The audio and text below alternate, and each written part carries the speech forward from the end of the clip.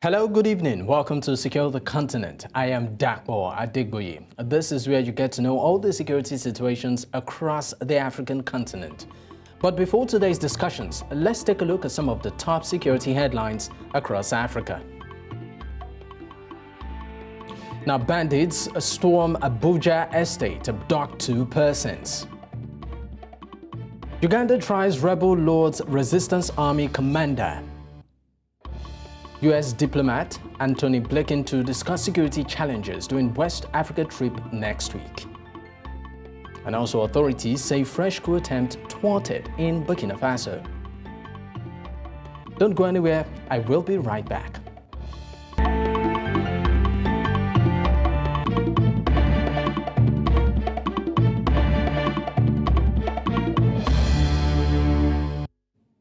In the face of insecurity in Nigeria, the federal government has warned against public crowdfunding to pay ransoms for kidnapped victims, depicting that it will only worsen the spate of abductions. This is as the rate of kidnappings across the country, especially in the Federal Capital Territory, increased to an all-time high. We have a summary of the situation for you in this intro package. Take a listen. Kidnappings and violence have surged in Nigeria's capital, Abuja, shattering over 10 months of relative calm. Last week, bandits attacked travelers on the Abuja-Kaduna highway, abducting over 30 people at Dogomfili, near Katari, in the Kachia local government area of Kaduna State. This is the first security breach along this vital route in more than a year. In a separate incident, 10 individuals were kidnapped in Dutse Alhaji FCT Abuja. Gunmen disguised as military personnel invaded the community. These persistent threats of kidnappings, often by individuals in disguise in military uniform, have often been denied or not adequately responded to by security agents. Abuja now grapples with an escalating wave of kidnappings. The recent surge has triggered widespread outcry, with Nigerians expressing concerns on social media and many protesting on the streets. Despite assurance from the FCT minister, the rising kidnappings instill fear amongst residents. Amnesty International joins the outcry, stating that the situation is an epidemic. The human rights group urges President Bola Tinubu to treat rampant kidnappings as an emergency and the need for lawful measures to halt the cycle of violence. Amnesty International emphasizes the urgent need for decisive action to address the escalating crisis, stating that Nigerians live in a state of fear and insecurity. David Otto, Director, Geneva Center for Africa Security and Strategic Studies, and Nigeria, joins us from Abuja. And also we have George Brown, security expert, joining in from Rivers State, Nigeria. Gentlemen, thank you for your time. Good evening, thank you for having us, and Happy New Year. All right, Happy New Year to you too. I mean, let's start off with this. This, of course, are very disturbing times, particularly for the Federal Capital Territory, Abuja. We, of course, in that intro package we showed, just gave a bit of a detail as to what has transpired there recently. Now, my first question will be, how would you rate the government's approach in handling these kidnap cases so far? I'd like to start off with you, David. Well, I think the citizens would expect, first of all, that the government will have a preventive measure. So, in other words, these kidnappings should not take place at all. So if they have taken place, it means that that preventive approach by the government has failed. And I'm not just talking about kidnappings that have occurred in the Federal Capital Territory. I'm talking about the entire country. I mean, one report from Beacon Consultancy talks about last year about 4,000 plus number of kidnappings. And, that number seems to be, quite minimal. In terms of the actual numbers, that some of them are quite not recorded. But I think, from the government's point of view, it will be wrong for the government to say that, they're reacting to it, or they have some kind of a response strategy to it. When it comes to kidnapping, once someone has been kidnapped, it's now very difficult and challenging for the individual, for their families, not to comply with certain demands. But for the government, of course, they will talk about the fact that, they do not comply to any payments of ransom, against the individuals. Because, of course, there is a state policy of not negotiating with kidnappers. But overall, one would have to say that irrespective of some of the rescue missions that we've seen by the security services, it is still quite clear that there needs to be some kind of a reform, in terms of how the government deals with issues around kidnapping and ransom demands. All right. A lot still. Okay. Yes, go on. Okay, because talking about ransom, we'll get to that. Of course, we'll talk about ransom and also the issue of crowdfunding. But before then, I'd also like to know George's opinion on how the government has handled many of these cases in recent times, particularly on a scale of 1 to 10, 10 being the highest. If you can, of course, start off from there and then land. Well, Dapo, yeah. We will not rate the government high. On a scale of 1 to 10, I'll rate the government's response to 2, a meager 2 of 10. And the reasons are not far-fetched. The political way to tackle insecurity are just mere rhetorics. The government is not doing, yes, they are just mere rhetorics. The government is not doing anything tangible enough. In spite of the little they are doing, it's not tangible enough for we. All right, David, I'm sorry, I might just have to cut in. We are unable to actually see you. We can hear you well. That's, of course, George, sorry. We are unable to see you, but we can hear you well. So maybe we'll stay on David, and once we are able to see you, then we'll come back to you. So please, maybe you might just want to log out and log in, right? And then, of course, we'll pick up from there. Thank you so much. Now, back to you, David. I would like to, of course, know, on a scale of 1 to 10, 10 being the highest, you've said quite a number of things. How would you rate the government?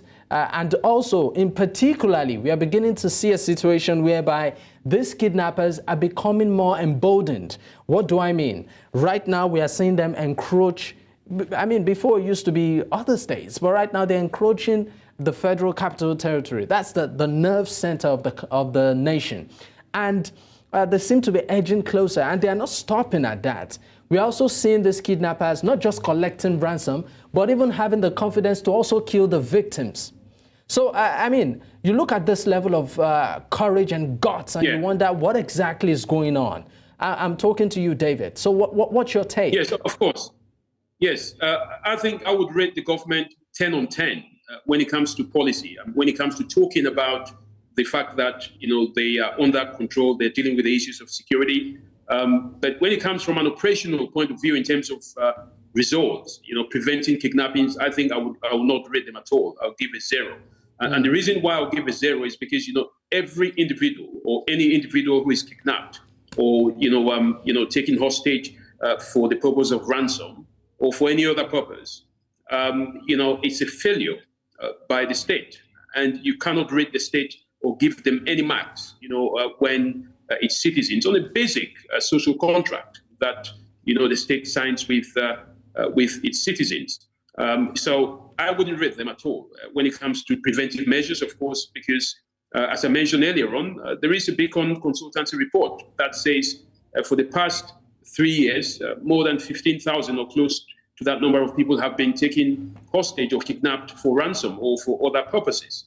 So I wouldn't rate the government, in any way as to a preventive approach. Now, when it comes to response, I still wouldn't rate them because, of course, there's still so many individuals who are still being held captive. So I don't think the government would desire to be rated in any way or form, when it comes to responding to these issues, especially knowing fully well. All right, David, we'll pick up from there. We need to go on a commercial break right now. Once we return, of course, we will pick up and the conversation will continue. Stay with us.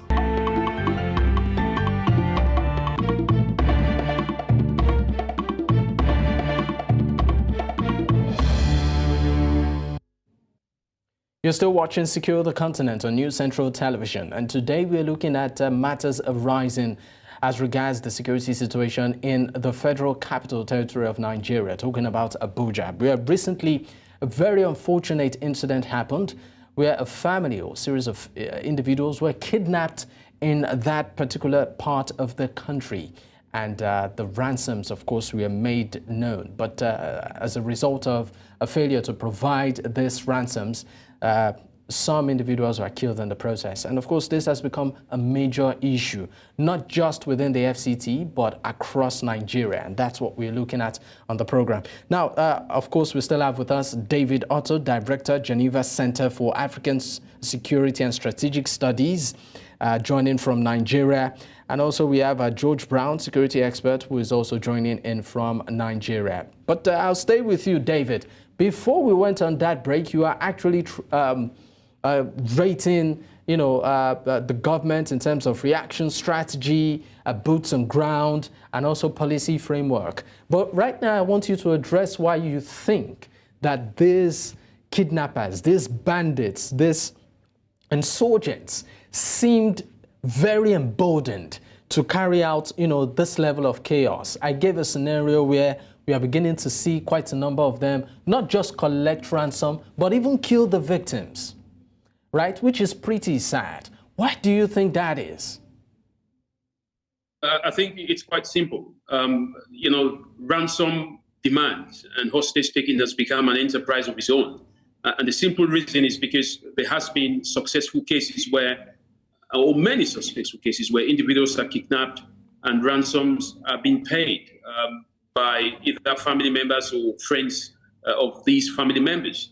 And that means those who are carrying out the kidnapping know that there is money to be made and they will get away with it. So it therefore means that there is a failure by the security services to be on their toes, and to clamp down on these kidnappings. I mean, kidnap for ransom and hostage taking is a very complex and well-planned criminal activity, what we call organized crime. But it has become even more disorganized because, of course, that even makes it more challenging for security forces to get hold of them.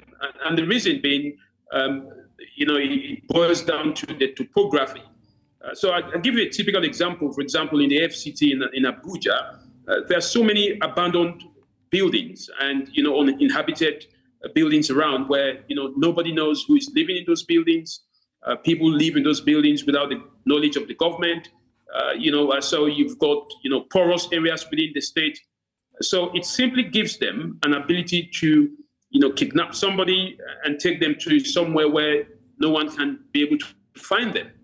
So there is that idea or that understanding by these kidnappers that, they will get away with it because of the vulnerability. So there are two things that, each country needs to deal with when it comes to insecurity. One is the threat. And that threat, of course, as we speak, is the threat of kidnapping, criminals, gangs, the threat of terrorism, but also to deal with the vulnerabilities that exist. All right, David, it looks like we're having connection issues with you. Let's leave you for a while and move to George. George, before we lost you for that moment, you were trying to, of course, not just, rate the activities, the action, the boots on ground of the government, policy, initiatives and all of that.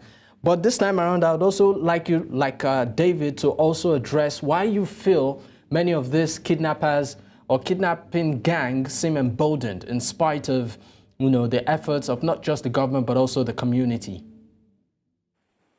Okay. Like I was saying before, I got yanked off. The government, I'll rate the government a 2 of 10.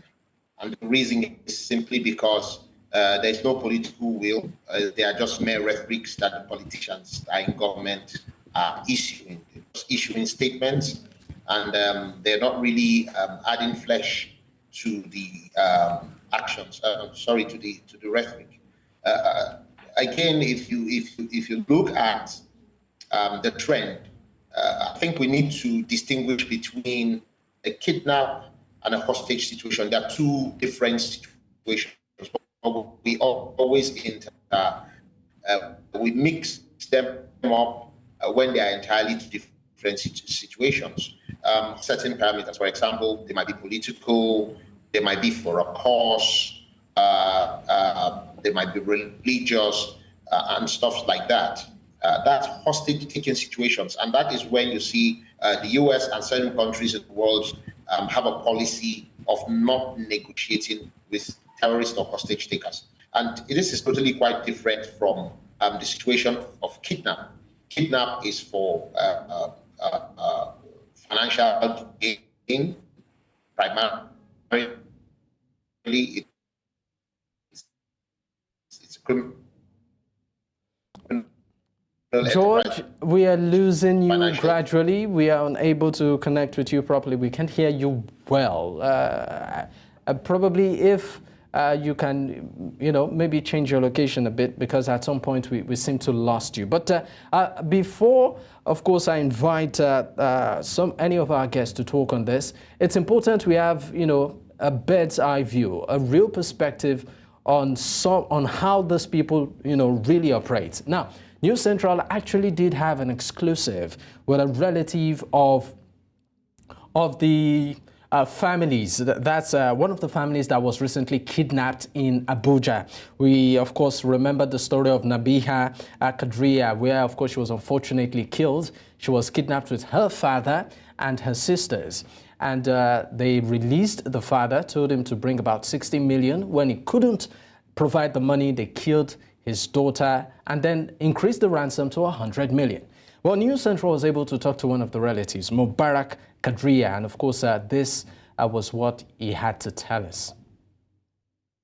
The case study here of Nabia's family. Now we're going to be joined by a relative. His name is Mubaka Al-Kadriya. He's a relative to Nabia, and he'll be sharing with us the details, the intricate details of the story. Good morning, sir. First of all, thank you very much for joining us. And we extend our condolences to you and to your family for the very difficult situation you're going through, and to let you know that the nation, as a nation, we empathize with you and we stand with you. I think the first question is, how are you? How are you holding up? How is your family handling all of this?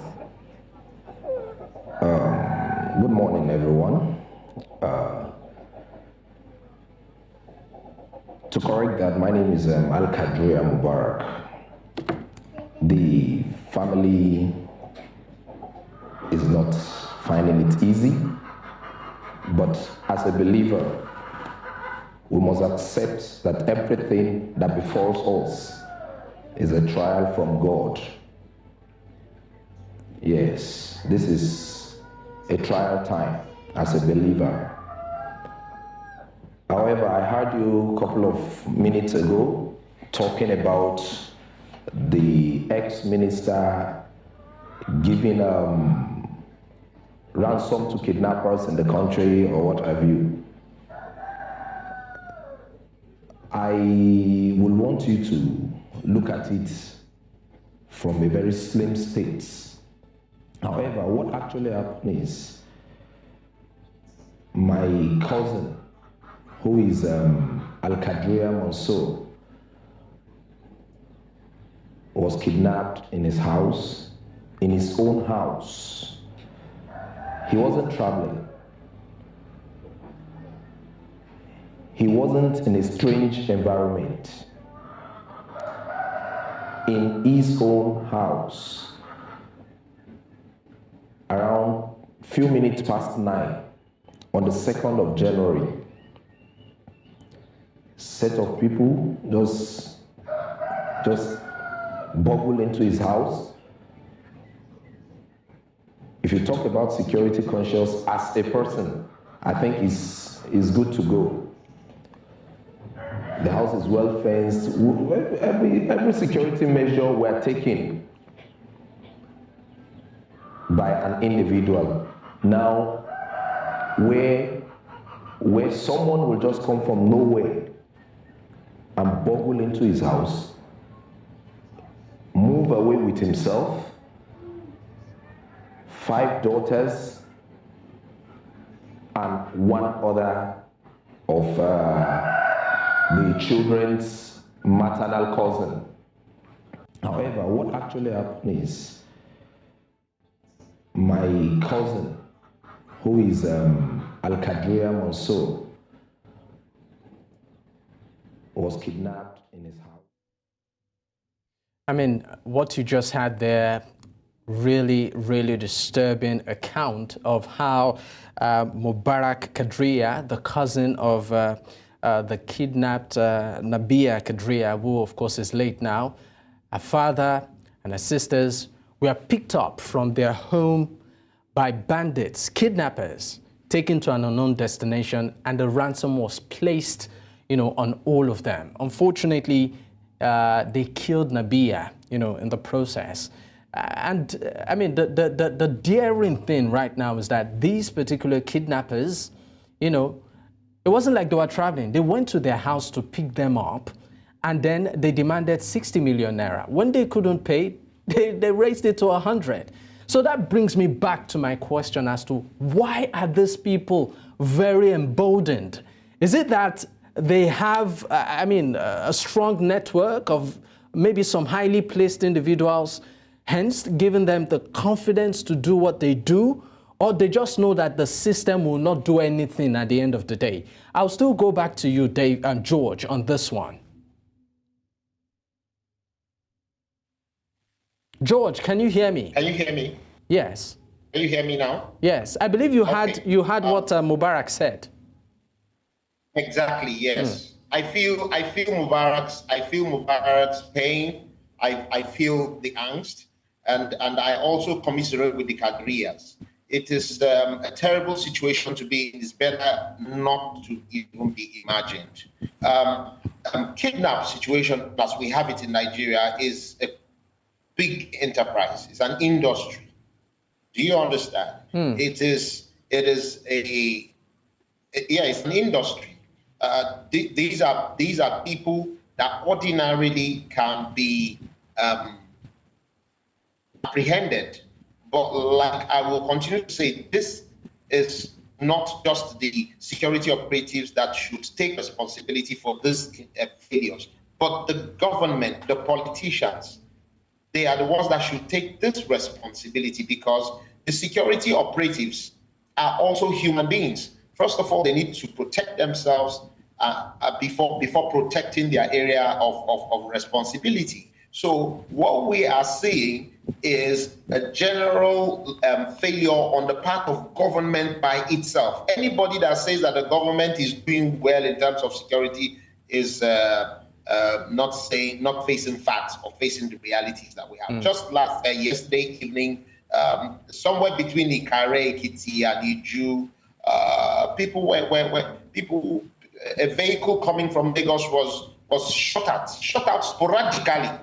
So you can see that the brazenness with which the kidnappers, these criminal gangs that are kidnappers, are going after their trade, is not just to even just get the human beings. They want to even take people out of the process. And if in a whole vehicle you have just 1 or 2 people out of 10, yes, they can still get that off, because they know that people will not stop. So they shoot live rounds, they shoot to kill. And look at what the Kadirias are going through. So I think the government should be sincere enough to come out and confront the security challenges. It's spiraling, it's getting out of hand, and the way things are going, we don't know what might happen again. But on this show, I will continue to reiterate the fact that the security operatives always make intelligent reports, even by the hour, available to all stakeholders and all people in the security environment. They make these reports available, but we are not very proactive. The security operatives don't really have all that it takes in terms of logistics, in terms of equipment, and even the technology. To an extent, the technologies are available. There is always someone that is making a call on behalf of the kidnappers, the negotiator. And there is always someone that is on the other side that is talking with the kidnapper. And there is a base station that is transmitting the signals, the telephone signals between the kidnapper and the negotiator.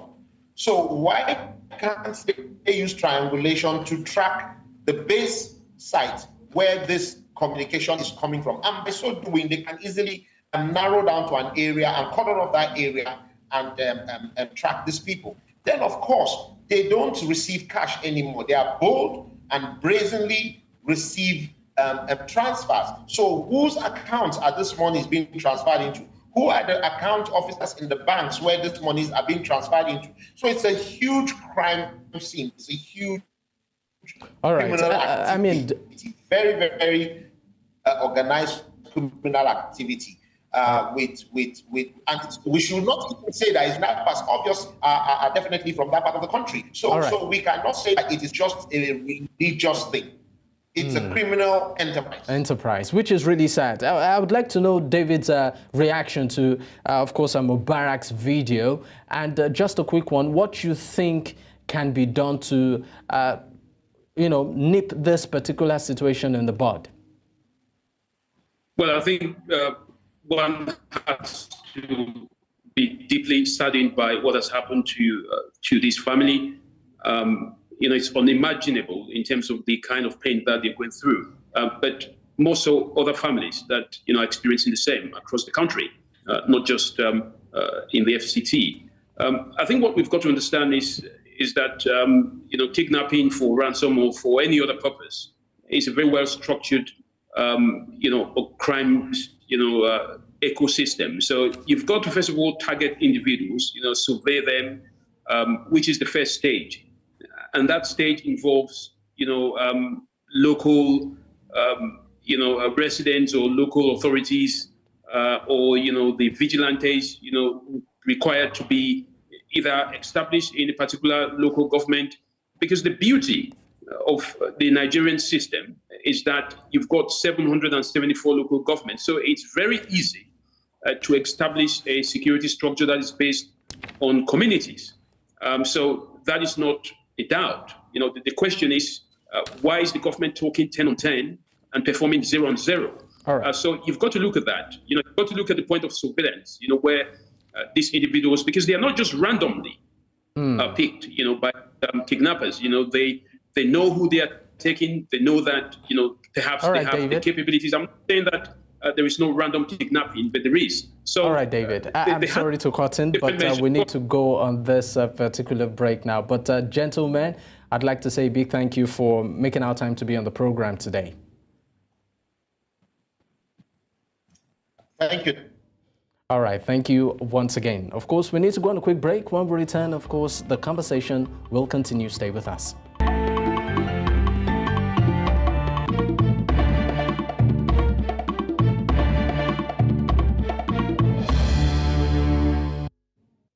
This is still Secure the Continent, and of course we are looking at matters arising from the security situation in Nigeria's Federal Capital Territory, Abuja.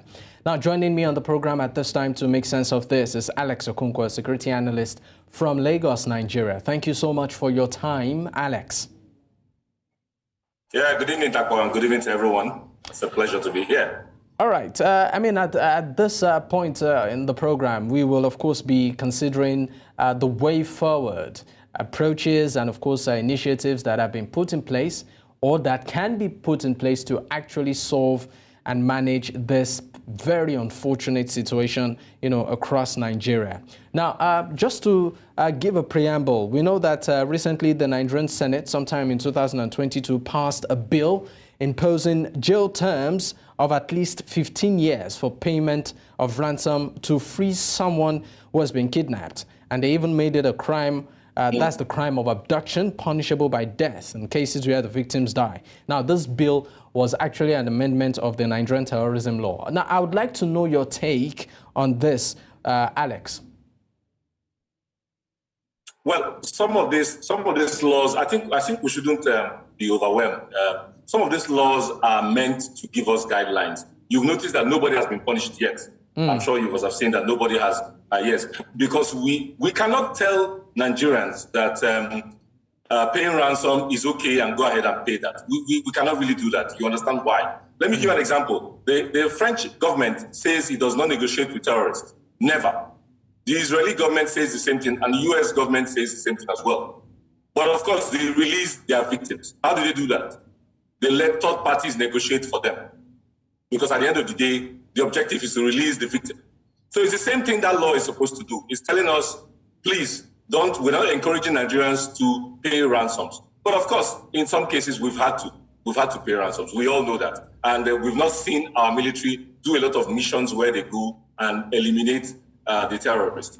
So on one hand, this is a very delicate situation because we cannot. But in a way, the law in a way tends to victimize or criminalize.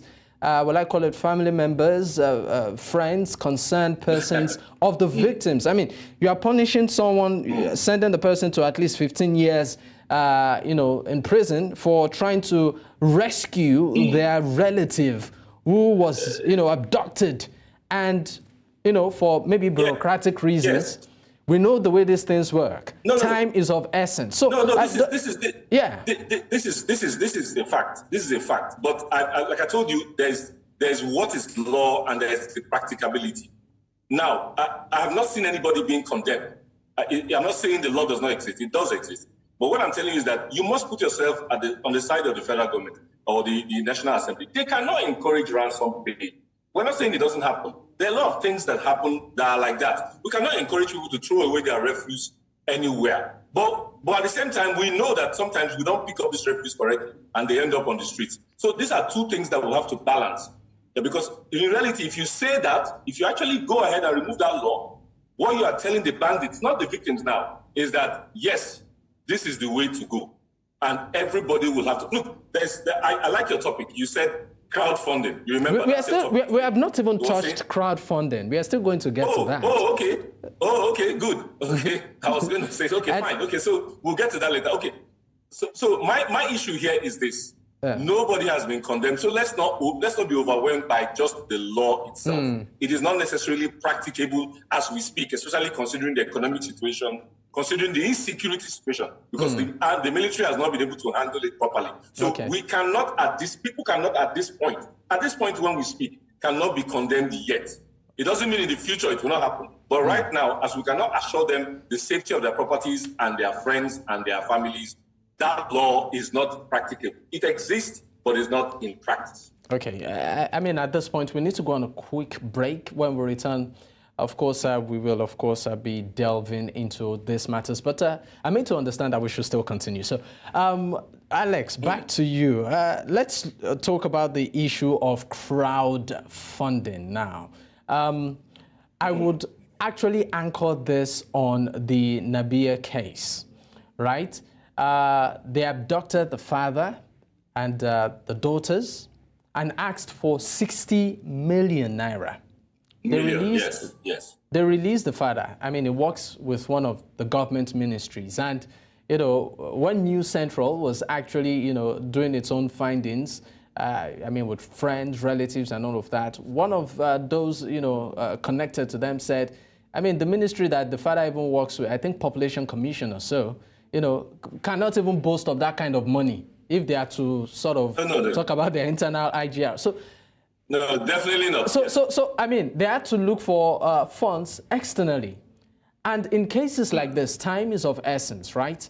Unfortunately, when the father couldn't meet up with 60 million naira, they said they would send a message and they sent the corpse of Nabia, unfortunately, and then raised the ransom for that. Yes, to 100 million. So that brings me back to the law. Now, okay, you've established the fact that the government openly cannot say, be paying ransom. But do you think that the law on the side of the kidnappers themselves, is justified? Because I'm just seeing the kidnapper might be punishable or killed in the case of the victim being, in question, being killed. But before you respond to this, let's go on a quick break, and of course, we will continue. Okay.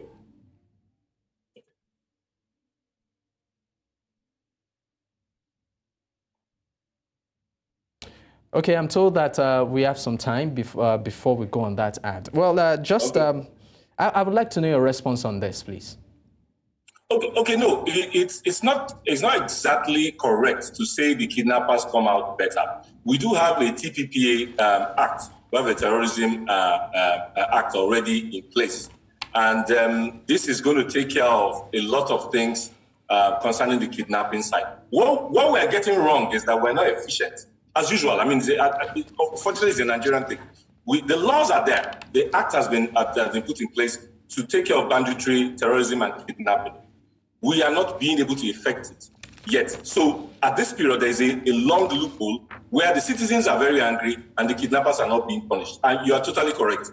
But I cannot sit down here and say that the law is not there to punish the kidnappers.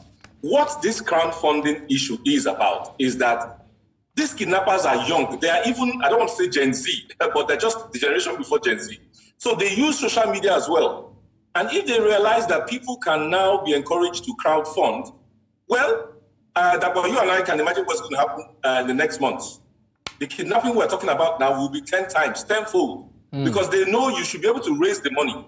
You see, it's all about communication at the end of the day. It's all about communication. If we go out there, if Nigeria as a country go out there and stays quiet on these things, look, the kidnapping we're talking about now will be a joke compared to what we should get in the future. Because everybody knows you should be able to raise the funds, even in Forex, because Nigerians from abroad will contribute. Don't you see where we're going? So, look, I don't envy the current government. Look, but we must be clear about this. You and I must be clear about this. None of us here envies the people in government. Because what do? There's nothing you do that is correct. We're not tackling insecurity properly. Kidnapping has risen, as you and I have seen. It is becoming widespread. They're asking all sorts of money, currencies. We're having 5 million kidnappers. We're also having 100 million kidnappers. Every level of kidnapping exists as we speak right now. Crowdfunding has come in. Friends are contributing. Where is the end? So where are we coming out from this? How are we going to come out from this? And if you now expect the government to communicate on it as if the crowdfunding is a fine thing to do, well, you are telling young men to enter that business of kidnapping, which is already a very, very lucrative business, almost as lucrative as mining, illegal mining. Okay. All right. Thank you so much for that, Alex. But right now we need to go on a quick break, a commercial break. When we return, of course, we will pick up from there. Stay with us.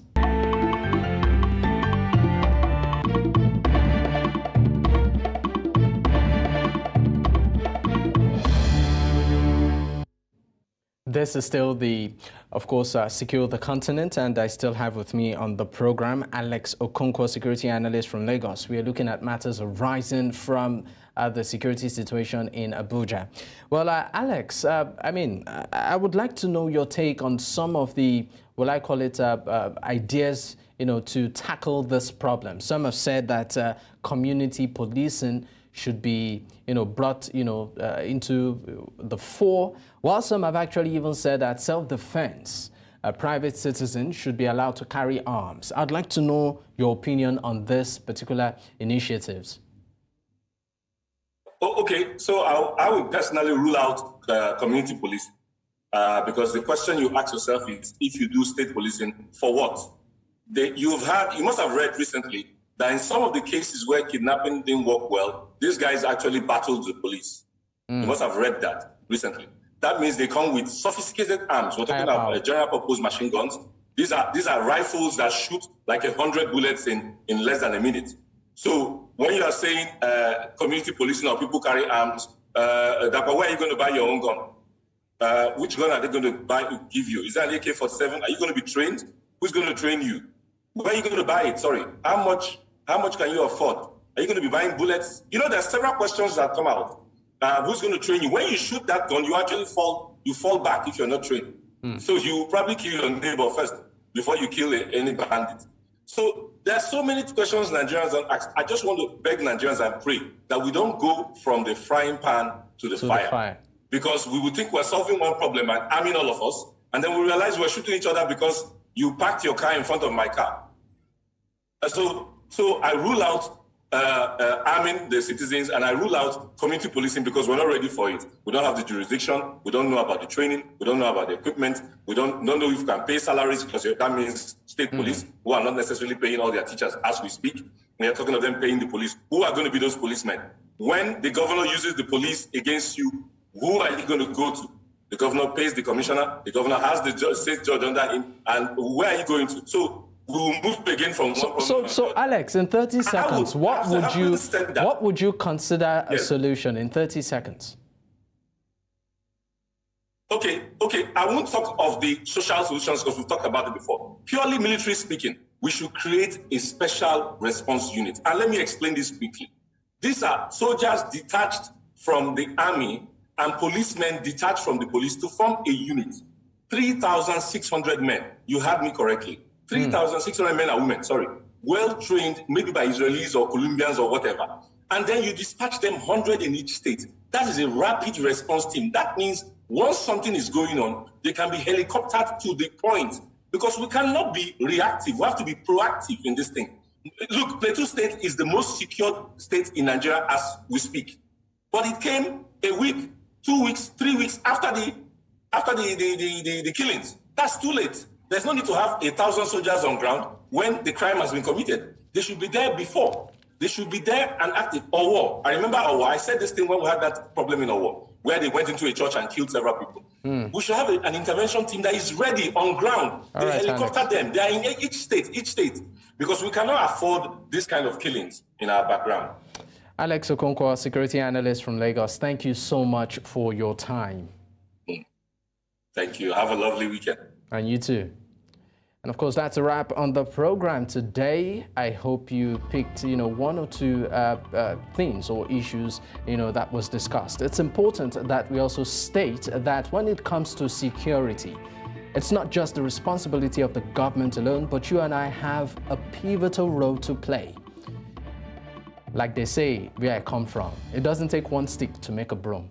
It's a bundle of sticks that forms a broom. My name is Dapo Adegboye. Bye for now.